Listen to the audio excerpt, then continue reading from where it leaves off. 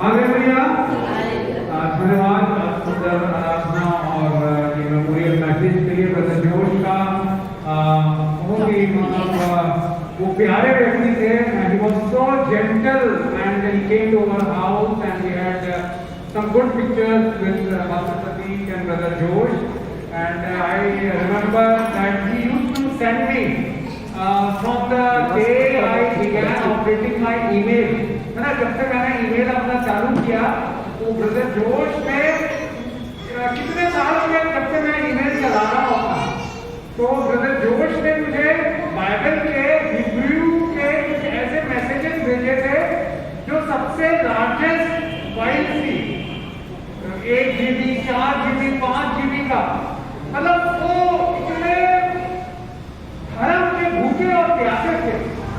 प्रभु ने उनको बुला लिया। आइए मेरे प्रियो, हम सब ने जैसे प्रार्थना की, हम सब एक बात से निराश हो जाते हैं, दुखी हो जाते हैं कि हम कई बातों के लिए प्रार्थना करते हैं। मुझे तुम्हारी नौकरी मिल जाए, मेरा वहां ट्रांसफर हो जाए, मुझे वो घर मिल जाए, मुझको वो लड़के से मेरी शादी हो जाए, वो लड़की से शादी हो जाए, वो कॉलेज में एडमिशन हो जाए। कई बार हो जाता है। किसी ने कहा मांगो तो तुम्हें दिया जाएगा, ढूंढो तो तुम पाओगे, खटाओ तो तुम्हारे लिए खोला जाएगा। मत्ती 7:7 से 11 में ऐसा लिखा हुआ है। परंतु कई बार ऐसा नहीं हो पाता। वो मकान जो मैं खरीदना चाहता था वो किसी और ने ले लिया, वो कॉलेज में एडमिशन लेना चाहता था, मेरा एडमिशन नहीं हुआ, मेरे मार्क्स कम पड़ गए, वो नौकरी पाना चाहता था, वो नौकरी मेरे हाथ से चली गई। कई बार हमें उत्तर नहीं मिलता। तो आज हम लोग ध्यान देंगे कुछ कारणों के वजह से परमेश्वर प्यार करता है, यीशु प्यार करता है हम सबसे, आप सबसे। उसने क्रूस पर खून की आखिरी बूंद बहा दी, हमको इतना प्यार किया, तो क्यों नहीं उत्तर वो देता हर समय हाँ में। मेरे प्रियो, आप जाते हैं ना गाड़ी से, ट्रैफिक लाइट मिलती है आपको, ठीक है, सिग्नल मिलता है। सिग्नल में क्या क्या रहता है? 3 बातें रहती है। एक लाल रहती है, रेड लाइट है ना, लाल लाइट, और एक पीली लाइट रहती है, और एक हरी लाइट। हरी लाइट होने से सब गाड़ियां जाती हैं। कई बार प्रार्थनाएं जो करते हैं तो उत्तर मिल जाता, वैसे ही जैसा वो प्रार्थना कर रहे थे हम, वो चाहिए, ये चाहिए, एग्जैक्ट वो गाड़ी चाहिए, ये कार चाहिए, वो मोटरसाइकिल चाहिए, एग्जैक्ट वैसे ही मिल जाता है। कई बार पीली लाइट रहती है, ट्रैफिक का जैसा येलो लाइट रहती है, मतलब थोड़ा इंतजार करो। जैसे माँ जब गर्भवती होती है, अगर वो कोशिश करे या चाहे कि मेरा बच्चा, मैं 9 महीने तक क्यों दुख दर्द में, कई बार उल्टियां होती है, कई बार दर्द होता है, कई बार सो नहीं पाते, इतनी दुख और परेशानी से क्यों 9 महीने तक होकर गुजरना पड़ता है। अगर वो प्रार्थना करे कि 1 महीने में ही मेरा अच्छा बच्चा, स्वस्थ बच्चा पैदा हो जाए, नहीं, 9 महीने का इंतजार रहता है। कई बार परमेश्वर चाहते हैं कि हम इंतजार करें, वो नौकरी, वो घर, वो काम, वो व्यापार। प्रभु बोलते हैं रुक अभी, इंतजार कर, क्योंकि जो सभोपदेशक जो वहां दिया हुआ है 3:11 में सब बातों का एक समय है, और परमेश्वर ने सब चीजों को एक निश्चित समय पर रखा है। फूल की कलियां, गुलाब के फूल जब खिलते हैं तो कितना अच्छा लगता है। हम चाहे अरे एक दिन में पौधा लगाए हैं और दूसरे दिन खिलने लगे, या कली में भी आपने देखा होगा मेरे प्रियो, जब सुकड़ी हुई कलियां रहती हैं और उसको फूलने के लिए 3, 4, 5 दिन लग जाते हैं। परमेश्वर कहता है इंतजार करो, येलो लाइट, पीली लाइट, ठीक है, और रेड लाइट सिग्नल का, लाल बत्ती, मतलब मत जाओ, परमेश्वर की इच्छा नहीं है। तो पहला कारण क्यों हमारी प्रार्थनाओं को परमेश्वर कई बार नहीं मैं उत्तर देता मेरे प्रियो, हमारे अनुसार, हमारे मांगने के अनुसार क्यों नहीं करता। एक सुंदर बात को देखेंगे, यशायाह की किताब 55 अध्याय और उसका 8वां और 9वां वचन। यशायाह 55 अध्याय उसका 8वां और 9वां वचन, जल्दी से पढ़ लें। यहोवा कहता है, मेरे विचार और तुम्हारे विचार एक समान नहीं है जी, न तुम्हारी गति और मेरी गति एक सी है, क्योंकि मेरी और तुम्हारी गति में और मेरे और तुम्हारे सोच विचारों में आकाश और पृथ्वी का अंतर है। आमीन। देखिए, हमारे विचार और परमेश्वर के विचार में क्या है? अंतर है। जमीन, ये धरती है और आसमान कितना ऊंचा है, उतनी अंतर है। और हमारी जो मार्ग है, हमारा सोच है, हमारे विचार बिल्कुल अलग है। मेरे प्रियो, क्यों अलग है? क्योंकि परमेश्वर का वचन कहता है यशायाह 46:10 में, यशायाह 46:46 उसका 10वां वचन। क्यों? हमारे की बात आदि से और प्राचीन काल से उस बात को बताता आया हूँ जो अब तक नहीं हुई। मैं कहता हूँ मेरी युक्ति स्थिर रहेगी और मैं अपनी इच्छा को पूरी करूंगा। हाँ, यहाँ देखा हमने, परमेश्वर जो है अंत की बातों को आरंभ से जानता है। क्या होगा 5 साल बाद, क्या होगा 1 साल बाद? मेरे पास मेरे प्रियो फोन आते हैं और कई गंभीर विषय में कई जवानों का फोन आता है, हरियाणा से, झारखंड से, रुपए है पासिल साहब, मैं वो लड़की से ही शादी करना चाहूंगा। कई बहनों का फोन आता है, वो लड़के से मैं शादी करना चाहूंगा और मेरे को कैसे भी करके आप प्रार्थना कीजिए वही से शादी हो। मैं उनको समझाता हूं परमेश्वर की मर्जी को छोड़ दो। परमेश्वर जानता है कि बेस्ट आपके लिए सर्वोत्तम कौन सा है। क्योंकि मैंने देखा है, कई लोगों से अनुभव सुने हैं, अरे एक नर्स थी, वो एक लड़का उसको पसंद था, वो चाहती थी वही लड़के से शादी करे। उसने अपने पासवान से कहा, पास्टर जी मेरे वो लड़के से शादी करा दीजिए। पास्टर ने कहा ठीक है, मैं पूछताछ करूंगा कैसा वो लड़का। पूछताछ किया, कोई तो बताया नहीं कि अच्छा लड़का है करके। नर्स आई फिर से उसके पास, जवान बहन, पास्टर जी मेरा जल्दी करा लेना।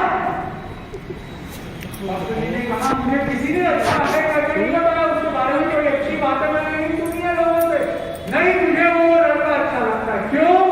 पास्टर जी ने पूछा, मेरे पास उसका ड्रेस देखो, क्या जीन्स पैंट पहनता है, क्या घुंघराले बाल है उसके, उसी से मेरे को शादी करना। उसका स्टाइल, उसका ड्रेस, उसका बातचीत मुझे अच्छा लगता है। पास्टर जी के पास हर हफ्ते आने लगी, हर दिन आने लगी।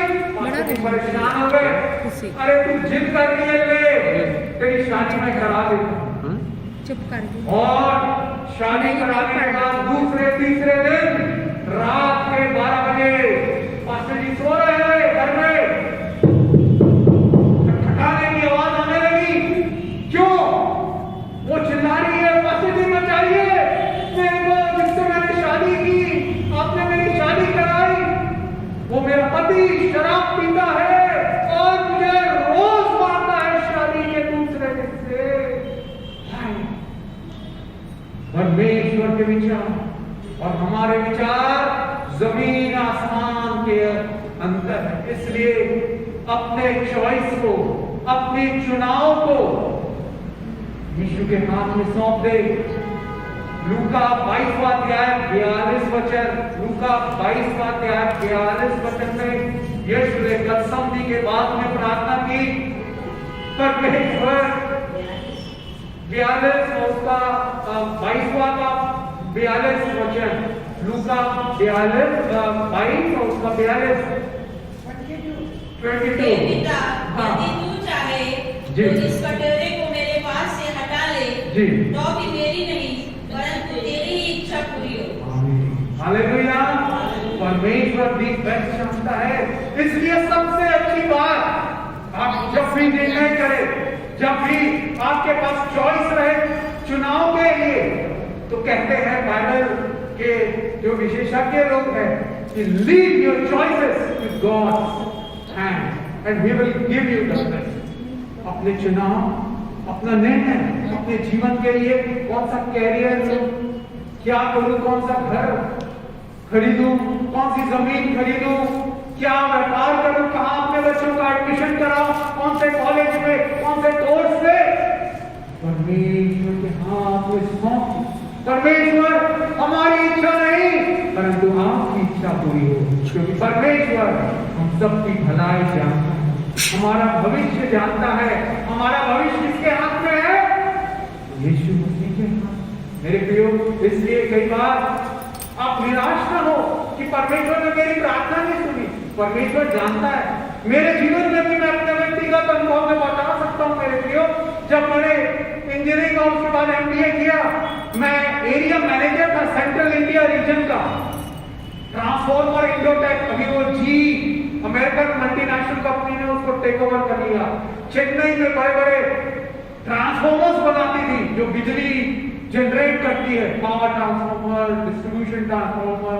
तो मैं उसका एरिया मैनेजर था और सेंट्रल इंडिया का। मैं MP जाता, छत्तीसगढ़, यूपी, और मैं उस दौरान में कई नए नए शहरों का जाने का मुझे यीशु ने मौका दिया। मैं छत्तीसगढ़ ज्यादा घूमा नहीं था, मुझे Raipur, Raigarh, Century Cement, NTPC, Korba, Bhopal, Indore, BHEL, Jhansi, Bilaspur और भिलाई का कई एरिया जहां मैं कभी गया नहीं वहां, और उसके बाद मुझे एक और नौकरी का ऑफर आया बिहार के लिए, पूरे बिहार वेस्ट बंगाल के रीजन के लिए। मेरे दिल की इच्छा थी, प्रभु मुझे बिहार वेस्ट बंगाल ले जा ताकि मैं वहां जाके सुसमाचार प्रचार करूं। क्योंकि जब भी मैं कोई शहर में जाता, ये इंडोटेक ट्रांसफॉर्मर कंपनी के लिए काम से, ऑफिशियल काम से, संडे के दिन मैं उस शहर में रहता, वहां होटल में स्टे करता और वहां के चर्च जाता और चर्च में जाके अपनी गवाही देता, प्रचार, और लोगों को बड़ा उत्साह मिलता, आनंद मिलता। अरे ब्रदर, आपकी गवाही, आपका संदेश सुना, इतना दिल को छू गया, हमारा दिल आनंदित हो गया। मैं चाहता था मैं बिहार वेस्ट बंगाल के नए नए नगरों में जाऊं और वहां काम के साथ साथ प्रचार भी करूं, अपनी नौकरी के साथ साथ प्रचार भी करूं। परंतु परमेश्वर मेरी भलाई जानता, उसने उत्तर नहीं दिया।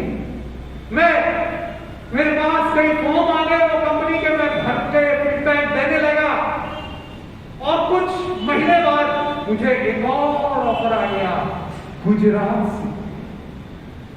वो मुझे तो पर्सनल आप कहेंगे तो मुझे बिहार का ज्यादा अच्छा लगता है, बिहार, वेस्ट बंगाल। मैं सोच रहा गुजरात में क्या करूंगा, परंतु मैंने यीशु के ऊपर अपनी इच्छा छोड़ और यीशु ने गुजरात के लिए मेरा द्वार को खोल दिया। वहां मेरा सिलेक्शन हो गया और वहां पर जो हमारे कंपनी का मालिक था, इंग्लैंड में रहता था, उसने डेवलपमेंट सेंटर यहाँ इन्फोसिटी गांधीनगर में चालू किया। और मैं शॉर्ट में बताना चाहता हूँ मेरे प्रियो, मेरे सोचने विचारने से भी बढ़कर इफिसियों 3:20 में लिखा हुआ है कि हमारा परमेश्वर कितना सामर्थ्य है। पढ़िए इफिसियों 3:20। अब जो ऐसा सामर्थ्य है कि हमारी विधि और समझ से कहीं अधिक काम कर सकता है, उस सामर्थ्य के अनुसार जो हम में कार्य करता है। आमीन, हालेलुया। हमारी विधि और समझ के अनुसार, हालेलुया, हमारी विधि समझ से भी बढ़कर अपनी सामर्थ्य से ऐसे वो अद्भुत अचंभे के काम करता है। मेरे प्रियो, परमेश्वर जानता था और मुझे वहां गुजरात में रखा। और वहां पर क्या था मालूम है, मुझे एक जगह मेरा इन्फोसिटी में IT टावर में ऑफिस था, मुझे ऑफिस में बैठ के ही काम करना है, इधर उधर जाना नहीं है, नए नए शहरों में ये वो। मैं वहां पर जो शहर में था, मेरे अंदर ये यीशु ने इच्छा लगाई कि मैं हर एक वहां पर जो चर्चेस है, गांधीनगर कैपिटल ऑफ गुजरात, वहां पर मैं हर एक संडे को जाता, अलग अलग कलीसियाओं में अपनी बधाई देता और प्रचार करता मेरे प्रियो। और वहां पर मुझे ऐसे ऐसे चर्चेस में जाने का मौका मिला जो मेरे शहर में मैं रहते हुए कभी गया नहीं। Salvation army, Methodist church, CNI, Catholic church और अलायंस चर्च, ये सब ब्रदरन चर्च। और परमेश्वर ने ऐसी मुझे आशीष दी कि मैं वहां पर एक चर्च में जाने लगा। वहां पर आईएएस ऑफिसर्स ने वो चर्च डेवलप किया था, उसको फाउंड किया था। और वहां पर शॉर्ट में बताना चाहूंगा, सोचिए मैं यहाँ छत्तीसगढ़ का इकलौता, बाकी सब साउथ के हैं, आंध्रा के, केरला के, तमिलनाडु के। मैं यहाँ माइनॉरिटी, मेरे पास गाड़ी भी नहीं थी। उनके पास, सबके पास आईएएस ऑफिसर है, सबके पास बड़ी बड़ी गाड़ी है। परंतु परमेश्वर आशीष और उसकी योजना, उसकी इच्छा के अनुसार अगर हम सौंप देते हैं तो बड़े बड़े अद्भुत काम करता है। Hallelujah, hallelujah. अय्यूब 5:9 में लिखा हुआ है, अय्यूब 9 उसके 10 में लिखा हुआ है, वो इतने बड़े बड़े अचंभे के काम करता है जिसको गिना नहीं जा सकता। उसने ऐसा किया, मुझे ऐसा मौका दिया कि मैं यहाँ के हमारी प्रिय पास्टर अनूप फिलिप को बुला सका वहां पर। और सोचिए आप, वो आशीष का एक सोता रहा। पहली बार पास्टर अनूप फिलिप ने कभी एरोप्लेन में यात्रा नहीं की थी। गुजरात आने से पहली बार उनको मौका मिला और एरोप्लेन में सफर करने का। और एक बार मिले पास्टर अनूप फिलिप, उन्होंने बताया, अरे बेटा तूने कहा मेरे को उधर बुलाया, इतनी आशीष है मुझे, हर साल मेरे परिवार के साथ वो बुलाते हैं मुझे। वो बताया जो आईएएस ऑफिसर थे वहां पे, गुजरात के चीफ सेक्रेटरी के रूप में रिटायर्ड हुए। रिटायरमेंट के बाद चाइना में मोदी जी ने, हमारे प्रधानमंत्री ने उनको पोस्टिंग दी। वो कहने लगे पास्टर अनूप फिलिप, उन्होंने मुझे घड़ी दिया। और घड़ी जानते हैं उसकी कीमत 1 लाख की घड़ी। पास्टर अनूप मुझे बता रहे हैं, अनूप फिलिप बेटा वो द्वार जो तेरे द्वारा परमेश्वर ने, यीशु ने खुलवाया, देख मुझे कई आशीषें मिली, अनगिनत आशीषें। पहली बार मैं प्लेन से गया और एक घड़ी देख लो, 1 लाख की घड़ी, सोचिए।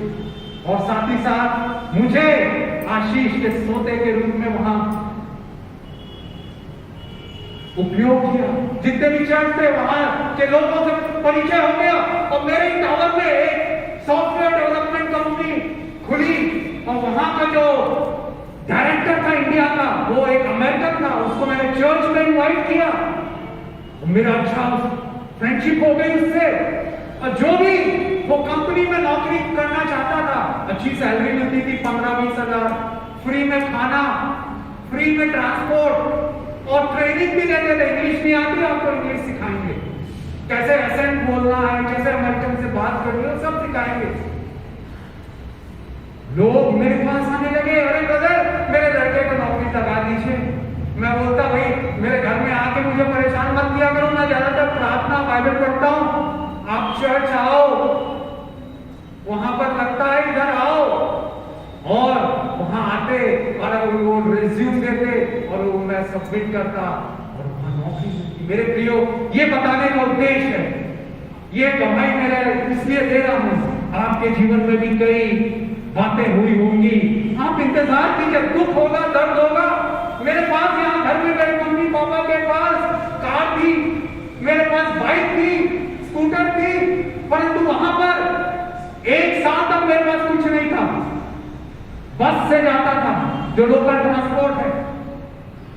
दुख और दर्द सहना पड़ता है मेरे प्रिय। जब आप दुख और दर्द सहेंगे, without cross there is no crown, बिना कांटों के ताज के मुकुट नहीं मिलेगा मेरे प्रिय। इसलिए परमेश्वर कई बार उत्तर नहीं देता हमारी इच्छा अनुसार। सिस्टर नंदी अपने जीवन के भविष्य को यीशु के हाथ में सौंप, यही प्रार्थना है। यीशु तेरी इच्छा हो। आइए हम सब बोले अपने जीवन में अपने हाथ रखते हैं, आंखें बंद करें। यीशु यीशु मेरी इच्छा नहीं, मेरी इच्छा नहीं, परंतु तेरी इच्छा मेरे जीवन में, मेरे मेरे भविष्य में पूरी हो। आमीन। आमीन। दूसरा कारण नीति वचन 28 और उसका 9वां वचन। नीति वचन 28 और उसका 9वां वचन। क्यों हमारी प्रार्थना का उत्तर नहीं पाते हम? जो अपना कान व्यवस्था सुनने से मोड़ लेता है जी, उसकी प्रार्थना घृणित ठहरती है। आमीन। व्यवस्था सुनने से मोड़ लेता है, बाइबल के वचन नहीं सुनना।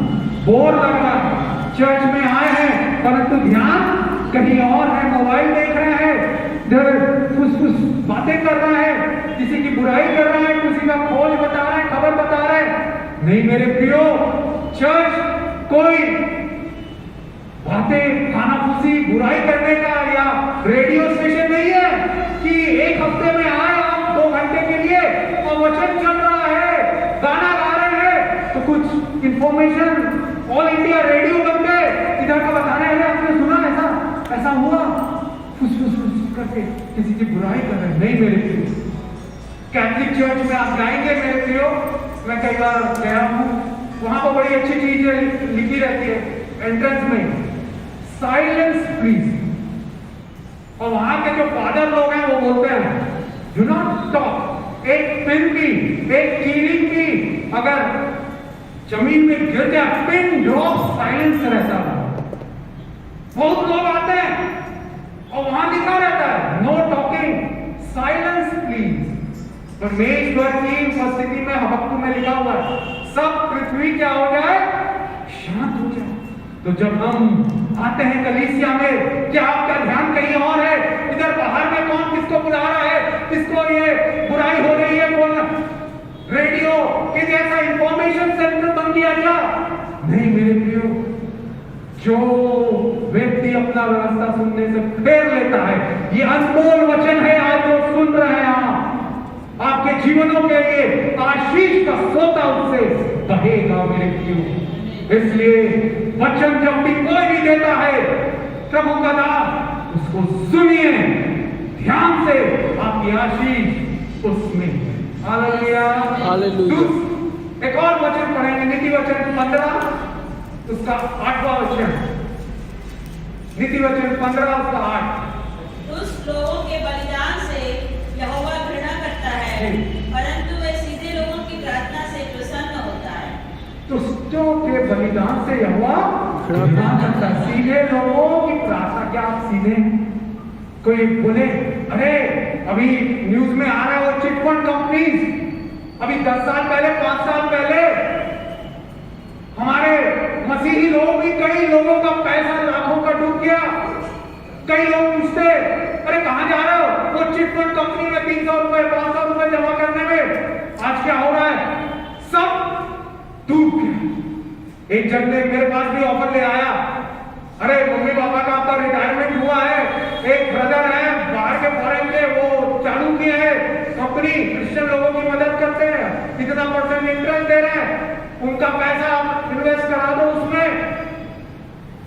मैं बोला भाई बाइबल में लिखा हुआ 1 तिमोथी 4:10 वचन, रुपयों का लोभ सब बुराइयों की जड़ है। रुपए बुराई नहीं है मेरे प्रिय, पैसे बुराई नहीं है, परंतु उसका लालच 14% मिल जाए, 12%, 10% मिल जाए, डबल हो जाए। आप में से भी कई लोगों ने खोया होगा पैसों। हालेलुया। मगर मैं बच गया, नहीं बोलना आना चाहिए मेरे प्रिय। कई लोग आपके समाज के लोग भी आपको, परिवार वाले रिश्तेदार आपको ऐसा करेंगे, लालच में डालने की कोशिश करेंगे। से नो, नहीं। बाइबल का क्या वचन है उसका। और आज हमारा पैसा वो डूबा नहीं हो, बोलते हैं जो क्रिश्चियन संस्था भी वो डुबा के लोगों को पैसा लूट के चली गई, वो पता ही नहीं अभी नहीं मिली। और एक और वचन पढ़ेंगे, नीति वचन 15 उसी का और उसका 29 वचन। नीति वचन 15:29। जी, दुष्टों से क्या करता है? दूर रहता है। क्या हम दुष्ट हो गए हैं? जिस मास्टर साहब ने पढ़ा भजन संहिता 1, दुष्ट और धर्मी के बारे में, दुष्टों की युक्ति पर नहीं चलता। जो मतलब लिखा हुआ नीति वचन 13:20 में, बुद्धिमान की संगति कर तो तू बुद्धिमान हो जाएगा, दुष्टों की संगति कर तो तू दुष्ट हो जाएगा। आपने शराबियों, मेरा फोन कॉल आते हैं कई शराबी बहनों का, मेरा पति शराब छूट गई थी, फिर से उसका दोस्त उसको बुलाने लगा और वो उसके साथ गया, एक बार गया, फिर से उस दलदल में डूब गया, फिर से वो पीने लगा। मेरे प्रियो, क्या आपके परिवार में ऐसे पति हैं, ऐसा भाई, ऐसा पिता है? उनको रोकिए, ऐसे स्थानों में ना जाए, क्योंकि बाइबल स्पष्ट कहती है दुष्टों से क्या करता है? यहोवा घृणा करता है। दुष्ट की संगति में नहीं करना है, दुष्टों के मार्ग में नहीं चलना है, पापियों के मार्ग में खड़ा नहीं रहना है ना? तो हम अपने आप को संभल के, इस समाज में हम देखते हैं बच्चों का भी संगति, आपके बच्चे किनके साथ फ्रेंडशिप कर रहे हैं? कई नए नए अपराध आ रहे हैं मोबाइल से, वो पबजी गेम, तो वो कई आत्महत्या, कई लाखों का पैसा डुबा दिया खरीद करके, माँ बाप को पता नहीं। ध्यान दे अपने बच्चों की तरफ, क्या मोबाइल में देख रहे हैं, कौन से गेम्स खेल रहे हैं? सावधान, सतर्क रहे मेरे प्रियो। इसके कारण भी परमेश्वर कई बार प्रार्थना नहीं सुनता, मगर धर्मी जन की प्रार्थना को क्या करता? लिखा हुआ सुनता है मेरे प्रियो। और एक और बात देखेंगे, मीका की किताब 3रा अध्याय और उसका 5 से लेकर 7। मीका नबी 3रा अध्याय 5 से 7 पढ़िए जल्दी से। मीका की किताब 3रा अध्याय 5 से 7। यहोवा का यह वचन है कि जो भविष्यवक्ता मेरी प्रजा को भटका देते हैं और जब इन्हें खाने को मिलता है तब शांति शांति पुकारते हैं, और यदि कोई उनके मुंह में कुछ ना दे तो उसके विरुद्ध युद्ध करने को तैयार हो जाते हैं। इस कारण तुम पर ऐसी रात आएगी कि तुमको दर्शन न मिलेगा और तुम ऐसे अंधकार में पड़ोगे कि भावी न कह सकोगे। भविष्यवक्ताओं के लिए सूर्य अस्त होगा और दिन रहते उन पर अंधियारा छा जाएगा। दर्शी व्यथित होंगे और भावी कहने वालों के मुंह काले होंगे, और वे सब के सब अपने ओठों को इसलिए ढांपेंगे कि परमेश्वर की ओर से उत्तर नहीं मिलता। स्पष्ट लिखा हुआ मेरे प्रियो, जो हमारे संसार में आज के युग में हो रहे हैं, भविष्यवक्ता लोग क्या कर रहे हैं? प्रजा को भटका दे रहे हैं। अगर हम उन्हें खाने को दे, पैसे देते रहे, खाने को देते रहे तो शांति शांति कहेंगे, और कुछ ना दे तो युद्ध करने को तैयार हो जाते हैं। और उसी अध्याय का, मीका 3रा अध्याय का 11वां वचन, बड़ा खूबसूरत वचन है। क्या लिखा हुआ? 11वां वचन मीका 3। हाँ, प्रधान घूस ले लेकर विचार करते और याजक दाम ले लेकर व्यवस्था देते हैं, और भविष्यवक्ता रुपयों के लिए भावी कहते हैं, तो भी वे ये कहकर यहोवा पर भरोसा रखते हैं, यहोवा हमारे बीच में है, इसलिए कोई विपत्ति हम पर ना आएगी।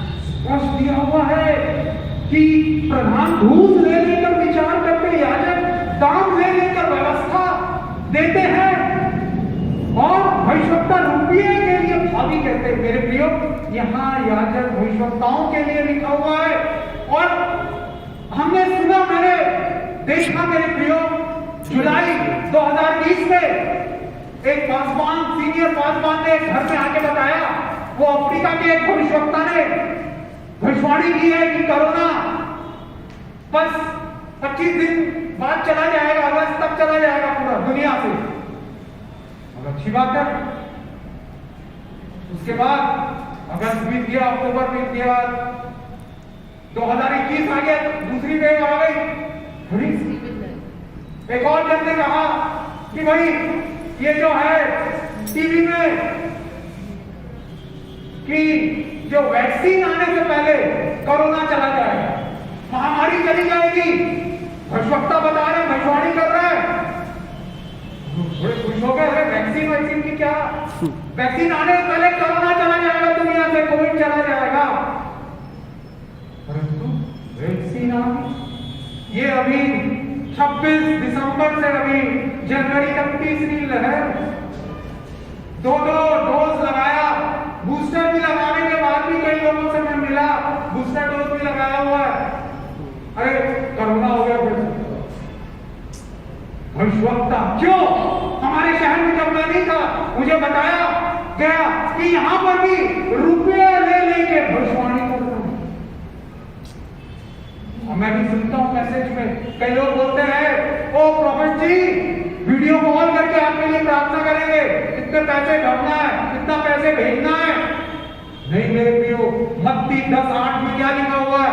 यीशु ने स्पष्ट बोला है, मत्ती 10 उसका 8वां वचन, जल्दी से पढ़ें। बीमारों को चंगा करो, हाँ, मरे को जिलाओ, जी, घोड़ियों को शुद्ध करो, दुष्ट आत्माओं को निकालो। तुमने सेठ में पाया है, सेठ में दो। सेठ में पाया। मेरे प्यारे भाई, मेरी प्यारी बहन, हाँ, कंफ्यूज ना हो, पैसे खराब बर्बाद ना करे, अपना समय वेस्ट ना करे। सेठ में पाया है, सेठ में मतलब मुफ्त में पाया, इंग्लिश में दिया हुआ है, freely you have received, freely give.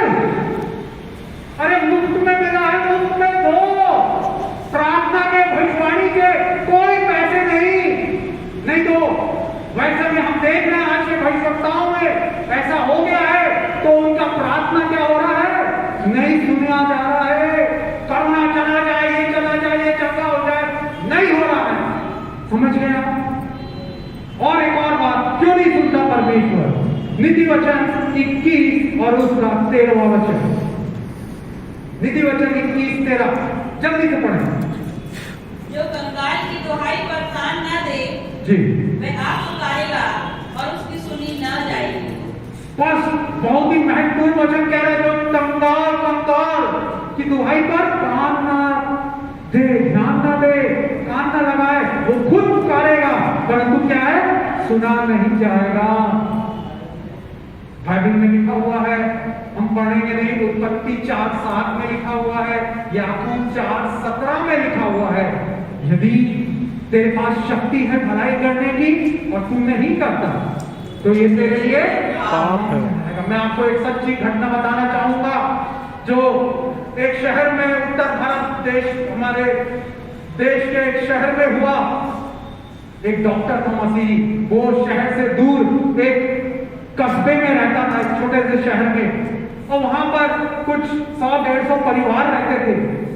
एक बार वो डॉक्टर रात को 11 बजे घर में पड़ोसी ने खटखटाया। बाहर पड़ोसी खटखटा रहे हैं और वो सो रहा है। पड़ोसी क्यों खटखटाए? कुछ नहीं, अरे नहीं, उसकी बच्चे ने जगाया, एक लौता लड़का था, पापा पड़ोसी खटखटा रहे हैं। बोला नहीं, 11 बजे हम सो गए, दरवाजा नहीं खोलना, कल सुबह देखेंगे।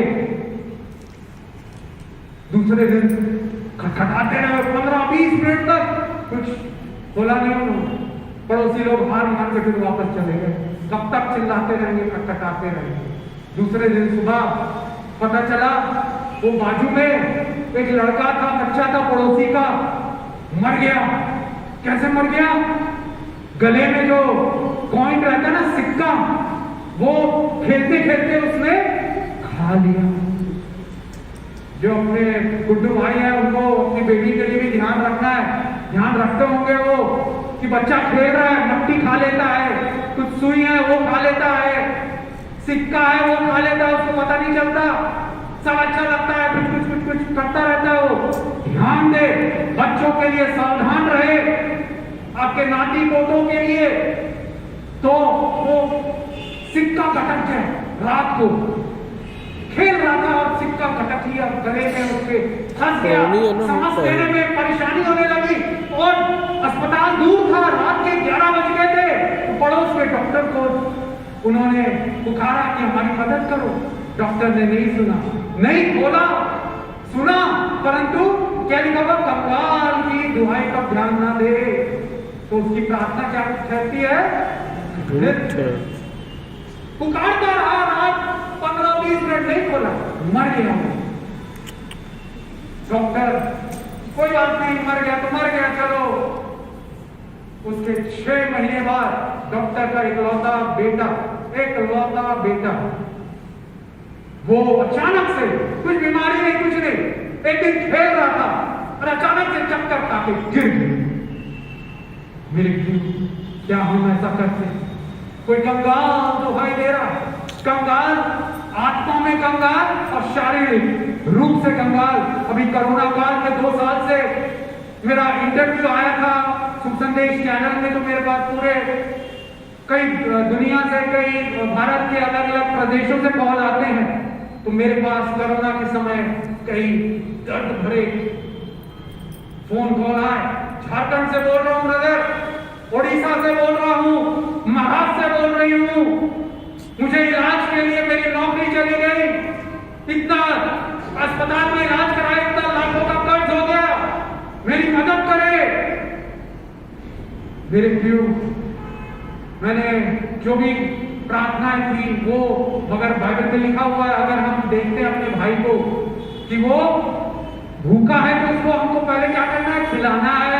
कपड़े नहीं है, ठंड है तो उसको स्वेटर शॉल उड़ाना है। पहला यूहन्ना 3:17 से आगे देख सकते हैं, और भी कई जगह लिखा हुआ, समय नहीं है, जाके पढ़ लीजिएगा। और कर्म बिना विश्वास अधूरा है, याकूब 2:26 में दिया हुआ। मैंने कहा देखिए मेरे पास तो कुछ ही ज्यादा, मैं कोई बड़ा वो व्यक्ति तो नहीं हूं, परंतु मैं जानता हूं कौन से शहर से बोल रहे हैं आप, उड़ीसा के, महाराष्ट्र से, झारखंड, बिहार के, मध्य प्रदेश के, कौन से शहर से? अच्छा, वो शहर से, वो वाली सेवकाई का, वो वाले मसीही सेवकाई, उनका ऑफिस है वहां पर, उनका वो संस्था का वो है, वहां पर जाके आप मिलिए। फोन नंबर मैं देता हूं, वेबसाइट से मैंने दिया। बोले ब्रदर हम गए वहां पर, तो वो बोले पैसे वैसे हम नहीं देते। इतना दुख लगा। वो मसीही संस्थाएं हम समय पैसे लेती रहती हैं, परंतु देने को नहीं। बड़े बड़े, मैं नाम नहीं लेना चाहूंगा, बाइबल कहती है किसी को बदनाम ना करो, नाम नहीं लेना चाहूंगा, मगर बड़ी बड़ी संस्थाएं, सेवकाइयां वो शहर में मौजूद थी, उनके ऑफिस, उनके कर्मचारी बड़े पैसे वाले हैं, धनाढ्य हैं, हम सब उनके सामने बहुत छोटे हैं, कोई मदद नहीं की। उनके जो हेड क्वार्टर है साउथ में, वहां से भी फोन आने लगे, अरे ब्रदर हमको चाहिए मदद। मैं बोला अरे आप तो वो शहर में रहते हो, हेडक्वार्टर है, वहां जाइए ना। बोले हम गए, 10 बार गए, मगर कुछ मिलता ही नहीं है। नहीं मेरे प्रियो, बाइबल में क्या लिखा हुआ? प्रेरितों में नाम 20वां अध्याय 35वें वचन में दिया हुआ है, लेने से देना धन्य है। कंगाल की दुहाई करो। बड़ी बड़ी सेवकाई, बड़े बड़े भविष्यवक्ता लोग प्रार्थना कर रहे 2-2.5 साल से कोरोना चला जाए, मगर आज भी नए वेरिएंट आ रहे हैं, क्यों नहीं सुन रहा? कंगाल की दुहाई। क्या आपके सामने भी ऐसा मौका मिलता? हो सकता है आपके पास ज्यादा पैसे ना हो, परंतु जो भी आप कर सकते हैं कीजिए, सहायता। कंगाल की दुहाई पर ध्यान दे। समय हो गया है, और भी 2 बातें थी, वो कभी और मैं बताऊंगा। आइए हम सब खड़े हो जाएं, आंखें बंद कीजिए, प्रार्थना करेंगे। क्या आज आपकी प्रार्थना का उत्तर नहीं मिल रहा? क्या आप हताश और निराश हैं कि यीशु मेरी प्रार्थना का उत्तर नहीं मिल रहा है? तो आज प्रभु यीशु ने आपसे बातें की, क्यों नहीं मिल रहा? उसके विचार आपके विचार से बहुत ऊंचे हैं। वो आपकी भलाई जानता है, वो आपका भविष्य जानता है। वो कहता मेरे बेटे, मेरी बेटी, अपने जीवन का भविष्य, अपने जीवन के चुनाव, निर्णय, डिसीजन मुझ पर छोड़ दे। मैं दी बेस्ट दूंगा। मैं दी बेस्ट दूंगा। I will give you the best my daughter, my son. मैं तुझको सबसे सर्वोत्तम दूंगा, सुंदर दूंगा, सर्वश्रेष्ठ दूंगा। अपनी समझ का सहारा ना ले, अपनी समझ का सहारा ना ले, मनुष्य धोखा देंगे। मुझ पर भरोसा, तू धन्य होगा, तू धन्य होगी मेरी बेटी, तू अकेली नहीं है। हालेलुया। वो रेड लाइट, वो पीली लाइट ट्रैफिक सिग्नल का, वो हरी लाइट, तो कई बार पीला सिग्नल रुकने के लिए कह रहा है, इंतजार कर, अभी सही समय नहीं है, अभी कर्ज लेके मकान मत खरीद, मकान मत बना, अभी रुक जा कुछ साल, अभी रुक जा। क्या उसकी वाणी को आप सुन के मानेंगे? आप तो आशीष प्यारे यीशु, धन्यवाद आपने अपने बच्चों के बात। मैं प्रार्थना करता ये वचन उनके दिलों में, उनके जीवन में गहरी जड़ पकड़े, आमीन आमीन आमीन, और वे आशीषित हो जाएंगे। आमीन, आमीन। उनके बंधन टूट जाएंगे, आमीन। उनकी प्रार्थना सुनी जाएगी। आमीन, हालेलुया। और आपकी इच्छा उनके जीवन में पूरी। आमीन आमीन। भाई बहन बीमार है, दर्द से परेशान है पिता, वो गठिया मिर्गी यीशु के नाम से दूर हो। आमीन आमीन। वो पैसों की तंगी दूर हो, आमीन। नई नौकरियां मिले, नया व्यापार मिले। आमीन। वो जो भी किराए के घर में रह रहे हैं, उनका खुद का घर हो जाए। आमीन आप आमीन बनाइए। आमीन। You are the builder, Yes. master builder. You are the architect.